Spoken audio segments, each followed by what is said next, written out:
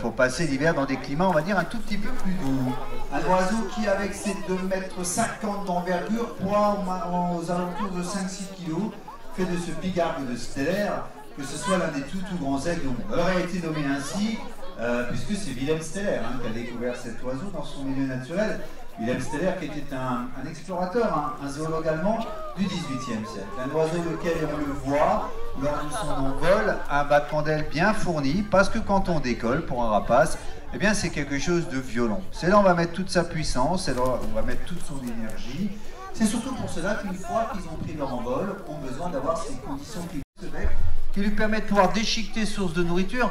En règle générale, ce sont des poissons type saumon, mais peut être tout à fait à l'occasion charognard, peut prélever de la nourriture sur les cadavres d'animaux, tels les cerfs, les renards polaires, les phoques. En fait, c'est un oiseau qui sait pratiquer le vol à voile, mais voilà. Alors, est-ce que les conditions sont assez favorables pour celui-ci, afin que justement, pourquoi pas, il fait un petit tour du côté de la plaine, et ensuite vient nous montrer que quand on est un aigle pêcheur, eh bien justement, comment on sait capturer les poissons.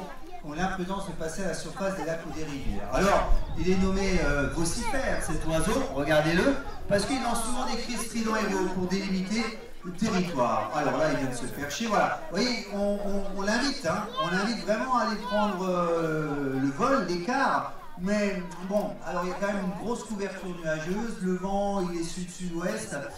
Pas évident. De ce fait, regardez, la récompense est placée à l'eau, il vient glisser, il vient frapper, capturer et l'emporter. On peut l'applaudir, notre jeune aigle.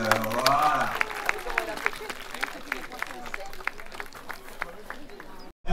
Mais l'objectif commun, le passage à plutôt basse altitude. On a, je suppose, vautours à tête blanche partis côté plaine, plutôt expérimentés, ces vautours à tête blanche. On va voir comment ils vont pouvoir peut-être prendre de la hauteur, il faut voir. Attention à ceux qui sont là, avec le vautour de Rupel, qui va venir faire quelques traversions. On a des petits modèles, vautour palmiste, vautour à capuchon, et un autre grand voilier, le vautour fauve.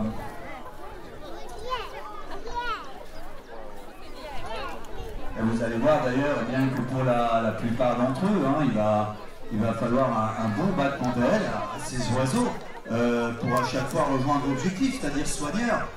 Qui sollicite les approches. C'est moins compliqué pour les petits, comme le vautour palmiste, la tout blanc et noir, ou le vautour à capuchon, qui papillonne un peu plus, alors que le vautour fauve, on le voit, eh bien celui-ci doit s'employer à dépenser un peu plus d'énergie. Les oiseaux, les vautours ont un rôle plutôt important dans leur milieu naturel. On les appelle les éboueurs de la nature. Ils empêchent les proliférations d'épidémies. Longtemps menacés à travers le monde, notamment Asie, Afrique, où ils ont été, le sont encore, victimes d'empoisonnement et de ce fait leur population est mise en danger. Et c'est pour cela que les centres de reproduction tels la volée des aigles seront plus qu'essentiels quant à la préservation des espèces. Oh, c'est sûr, on leur demande de fournir des efforts assez présents sur un périmètre moins limité, mais évidemment ils ont l'énergie, la puissance nécessaire pour faire les passages. Il va en avoir deux.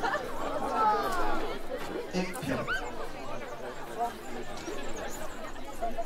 ouais, au-delà du fait que les survols s'enchaînent, évidemment ils se décalent, c'est le passage, puisque les soigneurs se déplacent derrière vous afin que vous puissiez profiter du passage.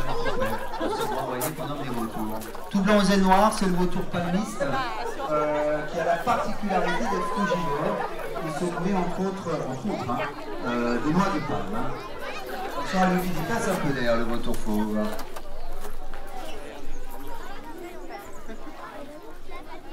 Et d'ailleurs petit à petit, eh bien, tous ces oiseaux vont rentrer tour à tour, on va dire. À leurs différents emplacements. Vous avez encore un tout petit peu devant vous. Allez, on a du vautour palmiste, du capuchon, ça va rentrer, du vautour de Rupel, là-bas, du tête blanche parti côté plaine. Tout ça, ce sont des oiseaux que l'on peut voir en nombre assez présent, on va dire, dans les parcs nationaux d'Afrique. La mention spéciale, c'était pour lui, là-bas, qui est le vautour fauve, qui est un oiseau européen et même français. Parce que le vautour fauve, on peut le voir dans les Pyrénées, mais également dans les Cévennes, les gorges du Verdon, le Luberon, Hautes-Alpes, pourquoi pas, 2,70 m d'envergure, le poids à peu près, hein. Le poids, les têtes blanches qui sont là. Ouais, regardez les vautours à tête blanche, ils étaient partis un peu à l'écart. Ils étaient en train de chercher côté plaine, ils étaient plutôt côté colline là-bas. Allez, ça va être en retour pour l'un d'entre eux et l'autre, hein, qui était en train de juste s'embarquer un peu plus loin là-bas. Les vautours à tête blanche, regardez, ça va ressurgir d'entre les ifs là et rejoint Soigneur. Voilà, très bien.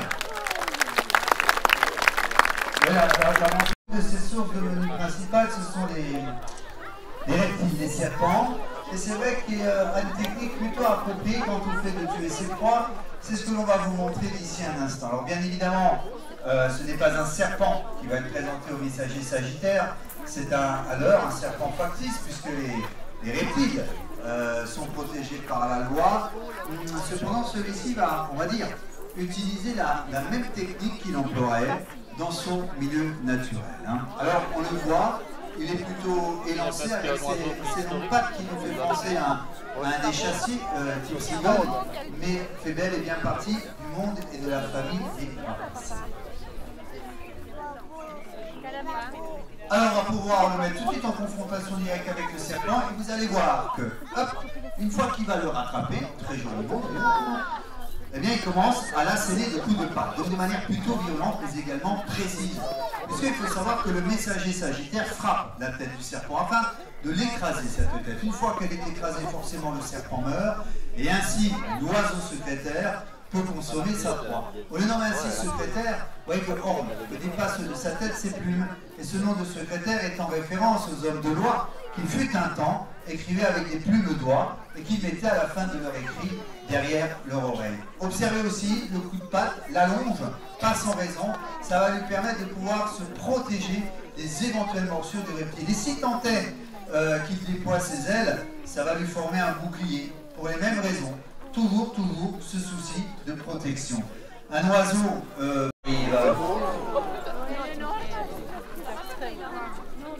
interprétation qui sont sur leurs différents espaces. Et prenez peut-être le temps de faire les différents parcours que l'on vous propose. Il y a un parcours plutôt scientifique, pédagogique. Il y a des panneaux qui sont apposés devant chacun des espaces des oiseaux. On a le parcours pierre, celui-là c'est un parcours qui est dédié au château. 12 panneaux, des panneaux illustrés à aller consulter dans le château et un petit peu en annexe aussi, pour bien comprendre en fait comment a été composé les différentes pièces de cet édifice. Et puis on a également le parcours plume qui est lui un parcours audio très ludique. Là c'est notre mascotte, c'est Happy, cigare à queue blanche qui vous emmène à la découverte du monde des rapaces.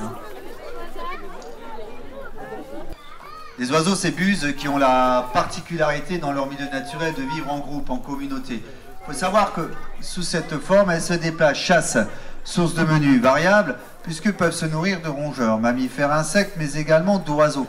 Chasseurs d'oiseaux, ces buses. En France, en Europe, on en a des buses. Ce sont ces oiseaux qu'on appelle les buses européennes variables, que vous devriez connaître, puisqu'on peut en voir un nombre assez important aux abords des routes et autoroutes, qui sont souvent en station, en poste,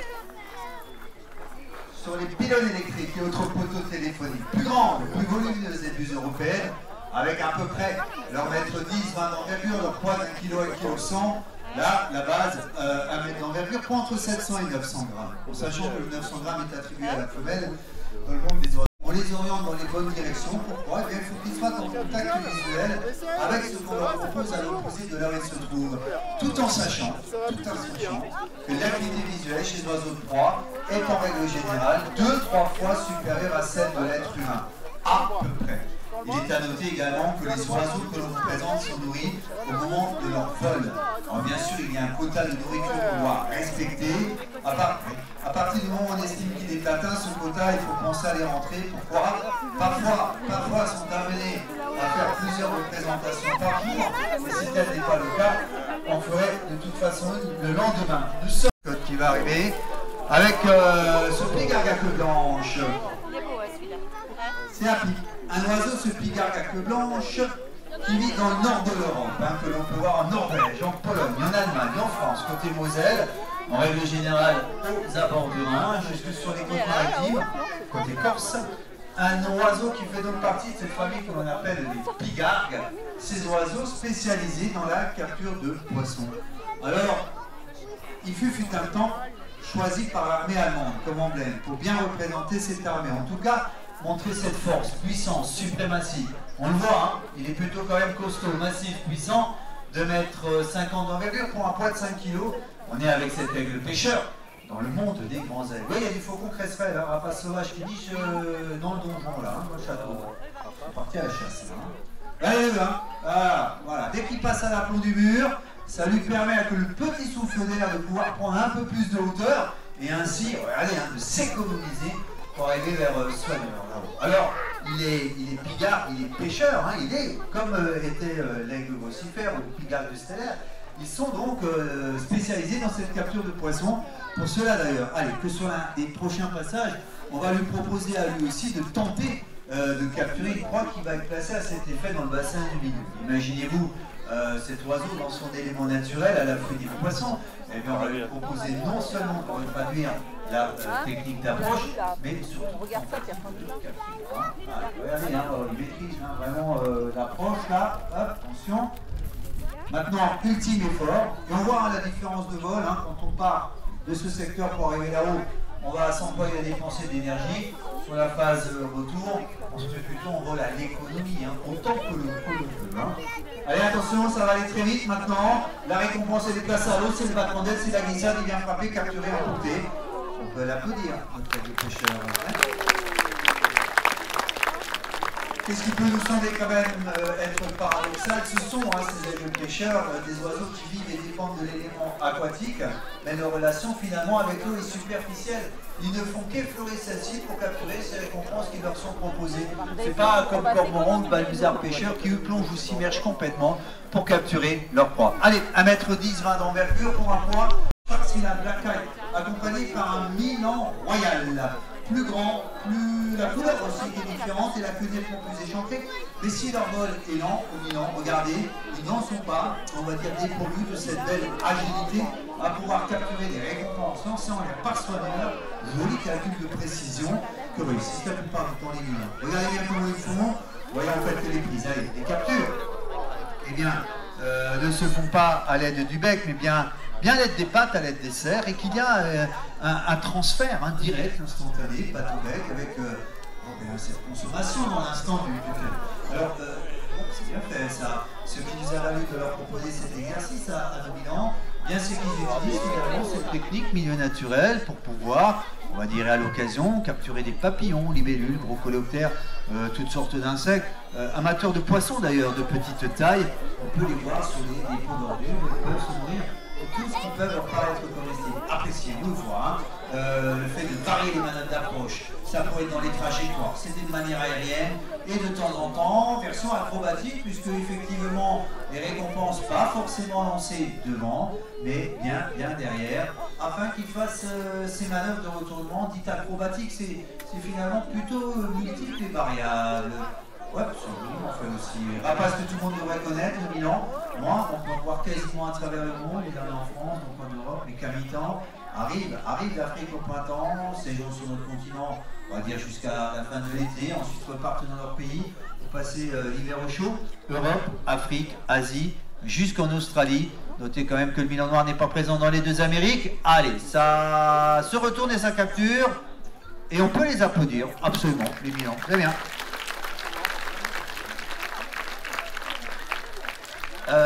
Fait d'ailleurs pour des explorations plutôt lentes, systématiques de leur territoire. Ils sont d'ailleurs tellement communs qu'on peut les voir jusqu'au cœur des villes en Afrique, en Asie. Vous voyez, une fois que, si on peut le dire ainsi, que leur exercice est terminé, ils se mettent tout de suite en vol, tranquillement. Le petit souffle d'air les porte. Ils se mettent en maraude. Hein, Lui, c'était le Milan Royal. Hein. Vous voyez, un tout petit peu différent des Milans noirs, surtout la queue nettement plus échancrée et cette couleur ocre rouge. Hein. Voilà. Le Milan Royal, on va en voir un petit peu dans nos contrées.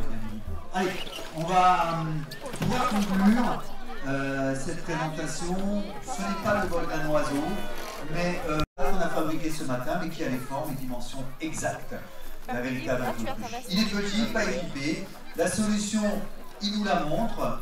Il vient de prendre un caillou, un galet dans le bec. Maintenant, il fait cet effort de le porter du côté de l'œuf.